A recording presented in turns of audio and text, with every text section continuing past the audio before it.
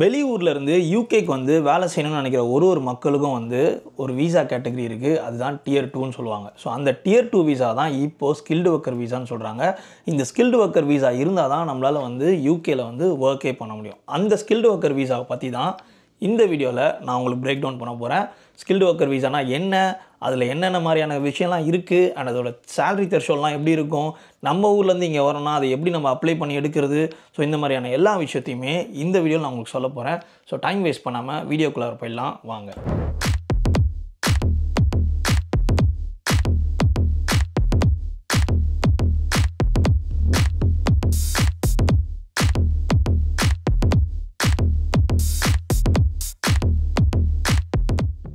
Hey guys, this is Parthi Reddy. So வீடியோக்குள்ளார போகிறதுக்கு முன்னாடி ஒரு முக்கியமான ஒரு விஷயம் சொல்கிறேன். ஸோ உங்களுக்கு என்ன தெரியல, நீங்கள் இப்போ தான் ஃபஸ்ட் டைம் பார்க்குறீங்க, இல்லை இப்போ தான் நம்ம வீடியோ வந்து ஃபஸ்ட் டைம் பார்க்குறீங்க அப்படின்னா, நான் வந்து என்னை பற்றி உங்களுக்கு சொல்கிறேன். நான் வந்து நம்ம ஊர்லேருந்து யூகேக்கு மக்கள் எப்படிலாம் வரலாம், எந்த மாதிரியான ரூட்ஸ்லாம் இருக்குது, ஸ்டூடெண்ட் விசாஸ், அப்புறம் ஒர்க் விசாஸ், அதுக்கப்புறம் வந்து யூகேவோட லைஃப் ஸ்டைல்ஸ், இதை பற்றிலாம் நான் வந்து வீடியோ எடுத்து நான் அப்லோட் பண்ணிகிட்ருக்கேன். ஸோ இதெல்லாம் கண்டிப்பாக உங்களுக்கும் யூஸ்ஃபுல்லாக இருக்கும் அப்படின்றதுக்காக தான் நான் அப்லோட் பண்ணிகிட்ருக்கேன். ஸோ உங்கள் எல்லாருக்குமே அது பிடிக்கும்னு நினைக்கிறேன். ஸோ மறக்காமல் சப்ஸ்கிரைப் பண்ணிடுங்க. அண்ட் இஃப் இன் கேஸ் நீங்கள் யாருன்னா வந்து ஸ்டூடெண்ட் விசாவில் வந்து அப்ராடுக்கு போய் படிக்கணும் அப்படின்னு ஆசைப்பட்டீங்கன்னா என்ன காண்டாக்ட் பண்ணுங்கள். கண்டிப்பாக என்னால் முடிஞ்ச ஹெல்ப்பை நான் உங்களுக்கு கண்டிப்பாக பண்ணுறேன். அப்படி இல்லைனா உங்களுக்கு வந்து இன்னும் நிறைய டவுட்ஸை கிளாரிஃபை பண்ணணும், 1-to-1 என்கிட்ட பேசணும் அப்படின்னு தோணுச்சுன்னா அதுக்கான லிங்க்கை நான் வந்து டிஸ்கிரிப்ஷனில் கொடுக்குறேன். ஸோ அந்த லிங்கை கிளிக் பண்ணி அப்பாயின்மெண்ட்டை செட் பண்ணி என் கூட பேசுங்க. உங்களோட எல்லா டவுட்ஸும் நம்ம கிளியர் பண்ணிக்கலாம். ஸோ டைம் வேஸ்ட் பண்ணாமல் வீடியோக்குள்ளே போயிடலாம் வாங்க. கைஸ், நம்ம ஊர்லேருந்து யூகேக்கு வந்து வேலை செய்யணும்னு நினைக்கும் போது நம்ம சூஸ் பண்ணுற ஜென்ரலான ஒரு கேட்டகரி தான் வந்து டியர் 2. அந்த டியர் 2 தான் இப்போ வந்து ஸ்கில்டு ஒர்க்கர் விசா அப்படின்ற மாதிரி ஒரு கேட்டகரியாக நேம் சேஞ்ச் பண்ணியிருக்காங்க.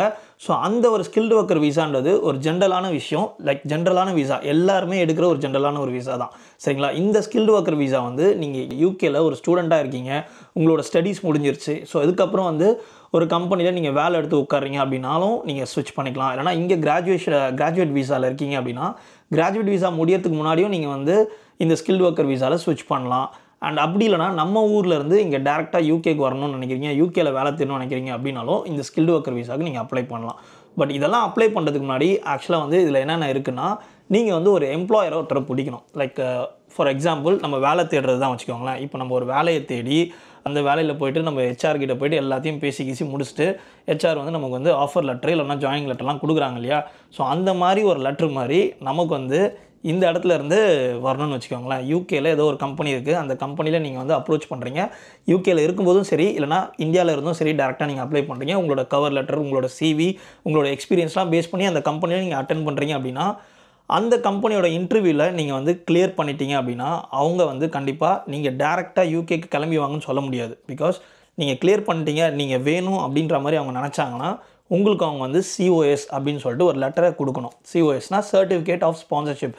அந்த கம்பெனி வந்து உங்களுக்கு ஸ்பான்சர் பண்ணால் மட்டும்தான் அவங்களால வந்து யூகேக்கு வந்து உட்காந்து வேலை செய்ய முடியும். யூகேன்னு இல்லை, எந்த ஒரு அப்ராட் கண்ட்ரியாக இருந்தாலும் உங்களுக்கு வந்து அந்த ஒரு பர்டிகுலர் கம்பெனி வந்து ஸ்பான்சர் பண்ணால் மட்டும்தான் உங்களால் அங்கே வந்து உட்காந்து வேலை செய்ய முடியும்.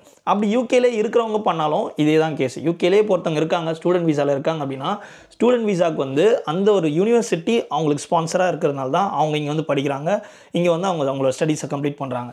அதுவே அந்த ஸ்டடீஸை கம்ப்ளீட் பண்ணும்போது வீசா முடியுது அப்படின்னா, ஸோ வீசா முடியும் போது டக்குன்னு வேறு யாருன்னா ஒருத்தவங்க அவங்களுக்கு ஸ்பான்சர் பண்ணால் மட்டும்தான் அவங்களால இந்த ஊரில் இருக்க முடியும், கரெக்டாக? ஸோ அப்போ வந்து ஒரு கம்பெனியில் வந்து வேலை தேடி எடுக்கிறாங்கன்னா அந்த கம்பெனி அவங்களுக்கு ஸ்பான்சர் பண்ணுறேன்னு ஒத்துக்குச்சுன்னா லைக் அவங்க இங்கே இருக்கலாம், வேலை செய்யலாம், அண்ட் இங்கே ஏர்ன் பண்ணலாம். ஸோ இதுதான் க்ரைட்டீரியா. ஸோ ஸ்கில்டு ஒர்க்கர் விசாவோட ஒரு பேசிக்கான ஒரு ஓவர்வியூ இதுதான். பட் இப்போ இருக்கிற கரண்ட் சினாரியோ கூட நீங்கள் கம்பேர் பண்ணி பார்க்கும்போது ஸ்கில்டு ஒர்க்கர் விசான்றது வந்து பார்த்திங்கன்னா சேம் விசா தான். பட் அதுக்குள்ளே இருக்க ஒரு சப் கேட்டகரிஸ்லாம் மாறி போய் கிடக்குது. உதாரணத்துக்கு சொல்லணும் அப்படின்னா சேலரி த்ரெஷோல்ட் எடுத்துக்கோங்க. இப்போ யூகேல நீங்கள் வந்து ஒரு ஸ்கில்டு ஒர்க்கர் விசா எடுத்து நீங்கள் வந்து வேலையில் உட்காரணும் அப்படின்னா அதுக்கு உங்களுக்கு ஒரு வருஷத்துக்கு மினிமமாக நீங்கள் வந்து 38,000 நீங்கள் வந்து லைக் 38,000 சம் சில்ட்ர, சரிங்களா? அந்த அமௌண்ட் வந்து உங்களுக்கு வந்து பேக்கேஜாக இருந்தால் மட்டும்தான் உங்களுக்கு வந்து ஸ்கில்டு ஒர்க்கர் விசாக்கே நீங்கள் எலிஜிபிள். ஸோ நீங்கள் வந்து எந்த இன்டர்வியூ அட்டன் பண்ணாலும் அந்த ஒரு பர்டிகுலர் எம்ப்ளாயர் வந்து உங்களுக்கு வந்து அந்த பேக்கேஜ் கொடுக்குறேன்னு சொல்லி அவங்க ஒத்துக்கிட்டால் மட்டும்தான் முதல்ல உங்களுக்கு வந்து அந்த ஒரு ஸ்கில்டு ஒர்க்கர் விசா லைக் அந்த சர்டிஃபிகேட் ஆஃப் ஸ்பான்சர்ஷிப் இது எல்லாமே கிடைக்கும். சர்டிஃபிகேட் ஆஃப் ஸ்பான்சர்ஷிப் கூட கம்பெனிக்காரங்க கொடுக்கலாம். பட் இருந்தாலும் கவர்மெண்ட்டோட கிரைட்டீரியா என்னன்னா அந்த 38,000 சில்லற அந்த அமௌண்ட் இருந்தால் மட்டும்தான் எலிஜிபிள். இண்டஸ்ட்ரியோட கேட்டகரிஸ்லாம் வந்து ஒரு சில டிஸ்கவுண்ட்ஸ் இருக்கும். 20% இல்லை 30%. இந்த 20% 30%ன்றது என்னன்னு பார்த்தீங்கன்னா, இப்போ உதாரணத்துக்கு நீங்கள் வந்து ஒரு பர்டிகுலர் ஃபீல்டில் நீங்கள் சூஸ் பண்ணுறீங்க, அந்த ஃபீல்டில் நீங்கள் வந்து உள்ளே வரப்போகிறீங்க, ஸ்பான்சர்ஷிப்பும் உங்களுக்கு கொடுக்குறேன்னு சொல்லிட்டாங்க அப்படின்னா 38,000 பேக்கேஜ் வந்து ஃபுல்லாக கொடுக்கணும்னு இல்லை. நீங்கள் போய்ட்டு அந்த பர்டிகுலர் இண்டஸ்ட்ரியை பற்றி நீங்கள் சர்ச் பண்ணி பார்த்தீங்கன்னா அதே gov.ukல வந்து இந்த இமிக்ரேஷன் சேலரி லிஸ்ட்டுன்னு சொல்லி ஒன்று இருக்கும். அதை நீங்கள் கிளிக் பண்ணிங்கன்னா அந்த ஃபீல்டுக்கு ஏதாவது டிஸ்கவுண்ட் இருக்கா சேலரியில் அப்படின்னு கேட்பாங்க. அப்படின்னு அதில் போட்டிருப்பாங்க. இப்போ உதாரணத்துக்கு ஒரு 30% இருக்குன்னு வச்சுக்கோங்களேன். அந்த 38,000 சில்லறையிலேருந்து அவ்வளோ பெரிய அமௌண்ட் ஆஃப் பேக்கேஜ்லேருந்து நீங்கள் ஒரு 30% ஆஃப் அமௌண்ட்டை எடுத்துட்டீங்க அப்படின்னா மீதி அமௌண்ட் எவ்வளோ வருதோ அந்த அமௌண்ட்டுக்கு உங்கள் எம்ப்ளாயர் உங்களை அக்செப்ட் பண்ணால் கூட போதும். அப்போது நீங்கள் வந்து ஸ்கில்டு ஒர்க்கர் விசாக்கு எலிஜிபிள். ஸோ இது வந்து உங்களுக்கு கிளியராக புரிஞ்சிருக்கும்னு நினைக்கிறேன். புரியலனா இன்னொரு வாட்டி ரீவைண்ட் பண்ணி திரும்ப பாருங்கள். ஸோ இதுதான் வந்து மெயினான ஒரு சேஞ்சஸ். சரி, ஓகே, இது எல்லாமே உங்களுக்கு வந்து கரெக்டாக அமைஞ்சிருச்சுன்னு வச்சுக்கோங்களேன். இப்போ அந்த சர்டிஃபிகேட் ஆஃப் ஸ்பான்சர்ஷிப்பை உங்களுக்கு ரிலீஸ் பண்ணுறாங்க அப்படின்னா அதில் வந்து உங்களுக்கு எய்தர் 1 year கொடுக்கலாம், இல்லைனா 3 years விசா கொடுக்கலாம், இல்லைனா 5 years விசா கொடுக்கலாம். நீங்கள் 1 year கொடுத்தீங்க அப்படின்னா 1 வருஷத்துக்கு தான் வந்து வேலை செய்ய முடியும். 2 yearsனா 2 years, 3 yearsனா 3 years. பட் நீங்கள் 5 years கொடுத்தாங்க அப்படின்னா 5 years ஃபுல்லாக கம்ப்ளீட்டாக நீங்கள் வந்து இங்கே வேலை செஞ்சீங்க அப்படின்னா 5th year முடியும் போது கரெக்டாக 28 daysக்கு முன்னாடி உங்களுக்கு வந்து 5 years விசா கொடுக்குறாங்கன்னா ஒரு டேட்டை மென்ஷன் பண்ணிப்பாங்க, இந்த நாள் வரைக்கும் தான் அப்படின்னு. அந்த நாளைக்கு ஒரு 28 நாளுக்கு முன்னாடி பார்த்தீங்கன்னா நீங்கள் வந்து பிஆருக்கு அப்ளை பண்ணிடலாம். ஸோ பிஆர் வந்து உங்களுக்கு கிடச்சிச்சு அப்படின்னா நீங்கள் வந்து இங்கே இந்த ஊரில் பெர்மனெண்ட் ரெசிடெண்ட்டாகவே நீங்கள் செட்டில் ஆகிடலாம். ஸோ இதுதான் க்ரைட்டீரியா, சரிங்களா? ஸோ 1 year 2 year 3 year இதெல்லாம் கொடுத்தாங்கன்னா நம்ம வந்து உள்ளே வந்துட்டு அந்த வேலையை செஞ்சுட்டு திரும்ப அந்த விசா முடியும் போது எப்படியாவது நம்ம எக்ஸ்டெண்ட் பண்ணணும். இல்லைனா நம்ம வேலை செய்கிற அதே கம்பெனியில் கையில் காலில் விழுந்து நம்ம எக்ஸ்டெண்ட் பண்ணுற மாதிரி இருக்கும். அப்படி இல்லைனா வெளியில் ஏதாவது ஒரு கம்பெனியில் இன்னொரு பெட்டரான ஒரு பேயில் இதே ஜாப் கோடில் நீங்கள் போகிறீங்கனாலும் அப்படியும் போகலாம். பட் ஸ்டில் அவங்களும் அதுக்கு வந்து உங்களுக்கு ஸ்பான்சர் பண்ணுறதுக்கு ரெடியாக இருக்கணும். சேம் க்ரைட்டீரியாஸ் தான் அதுக்கும் இருக்கும், சரிங்களா? ஸோ இந்த மாதிரி 5 years கண்டினியூஸாக நீங்கள் வந்து ஒரு பிரேக் இல்லாமல் நீங்கள் ஒர்க் பண்ணுறீங்க அப்படின்னா உங்களுக்கு பிஆருக்கு எலிஜிபிள். யூகேக்குள்ளார நீங்கள் உள்ளே வரீங்க அப்படின்னா நீங்கள் வந்து எத்தனை வருஷத்துக்கு வரீங்களோ அத்தனை வருஷத்துக்கு மெடிக்கல் இன்சூரன்ஸ் சொல்லிவிட்டு ஒன்று பே பண்ணணும். அண்ட் விசா சார்ஜஸ்மே கண்டிப்பாக பே பண்ணணும். ஒரு சில கம்பெனிஸ் என்ன பண்ணுவாங்கன்னா இது எல்லாத்தையுமே நாங்களே பேர் பண்ணிக்கிறோம்னு சொல்லுவாங்க. அதாவது அவங்களுக்கு வந்து நீங்கள் ரொம்ப தேவைப்பட்டீங்க அப்படின்னா அந்த டைமில் வந்து ஓகே நான் வந்து உங்களுக்கு இதெல்லாம் ஸ்பான்சர் பண்ணுறேன் அப்படின்னு சொல்லுவாங்க. பட் இதெல்லாம் வந்து இல்லாமல் ஜென்ரலாக ஒருத்தவங்க உங்களுக்கு சிஓஎஸ் கொடுக்குறாங்க அப்படின்னா இது எல்லாத்தையுமே நீங்கள் தான் பேர் பண்ணுற மாதிரி இருக்கும். 5 வருஷத்துக்கு நீங்கள் வரீங்கன்னு வைங்களேன், 5 வருஷத்துக்கு ஐஎஸ்எஸ் சார்ஜஸ்லாம் பார்த்துட்டு நீங்கள் விசா சார்ஜஸ்லாம் போட்டு அப்படின்னு முடிச்சு வரதுக்கே உங்களுக்கு 5 லட்ச ரூபாய்க்கிட்ட ஆயிரும். ஸோ 5 லட்ச ரூபாய்க்கு மேலே ஆகும் டு பி ஃப்ராங்க்.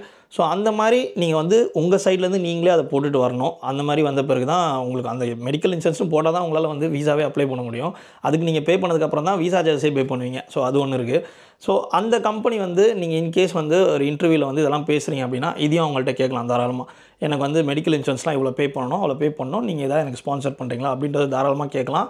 பட் நான் சொன்னது மைண்டில் வச்சுக்கோங்க. அவங்களுக்கு நீங்கள் வந்து எங்களுக்கு நீங்கள் வேணும்ப்பா கண்டிப்பாக வாங்கப்பா அப்படின்னு சொல்லி அவங்க ஒத்த காலில் நிற்கிறாங்கன்னா இது எல்லாத்தையும் நீங்கள் கேட்ட உடனே அடுத்த செகண்ட் பண்ணுவாங்க. இல்லைனா இதெல்லாம் நாங்கள் பண்ண முடியாது, எங்களுக்கு வேலை மட்டும் தான் உங்களுக்கு ப்ரொவைட் பண்ண முடியும், இதெல்லாம் நீங்கள் தான் பார்த்துக்கணும். ஏன்னா சர்டிஃபிகேட் ஆஃப் ஸ்பான்சர்ஷிப் அவங்க உங்களுக்கு கொடுக்கறதுக்கு கவர்மெண்ட்டுக்கு இந்த ஒரு எம்ப்ளாயர் பே பண்ணணும். ஸோ நாங்கள் அந்த செலவு மட்டும் தான் எங்களால் எடுத்துக்க முடியும், இதெல்லாம் எடுத்துக்க முடியாது அப்படின்னு சொன்னாங்கன்னா ஆப்வியஸாக நம்ம தான் பே பண்ணி ஆகணும். ஸோ கைஸ், ஸ்கில்டு ஒர்க்கர் விசானா என்ன, ஸோ அதோட ஓவர்வியூ என்ன, லைக் அதோட சேலரி த்ரெஷோல்ட் என்ன, அதில் இருக்க இன் அண்ட் அவுட்ஸ் என்ன அப்படின்றத என்னால் முடிஞ்ச அளவுக்கு நான் உங்களுக்கு கன்வே பண்ண நினைக்கிறேன். உங்கள் எல்லாருக்குமே இது புரிஞ்சிருக்கும்னு நினைக்கிறேன். புரியலனா இன்னொரு தடவை பாருங்கள். இல்லைனா டவுட்ஸ் ஏதாவது இருந்ததுன்னா என்கிட்ட கமெண்ட்டை கேளுங்க, கண்டிப்பாக நான் உங்களுக்கு ரிப்ளை பண்ணுறேன். ஸோ இதே மாதிரி அடுத்த ஒரு இம்பார்ட்டண்ட்டான ஒரு வீடியோவில் இதே மாதிரி அடுத்த டிஃப்ரெண்ட்டான ஒரு ஸ்கில்டு கேட்டகரியில் விசா கேட்டகரியில் உங்கள் எல்லாரையும் நான் மீட் பண்ணுறேன். அண்டில் தென் டேக் கேர், பாய், டாடா.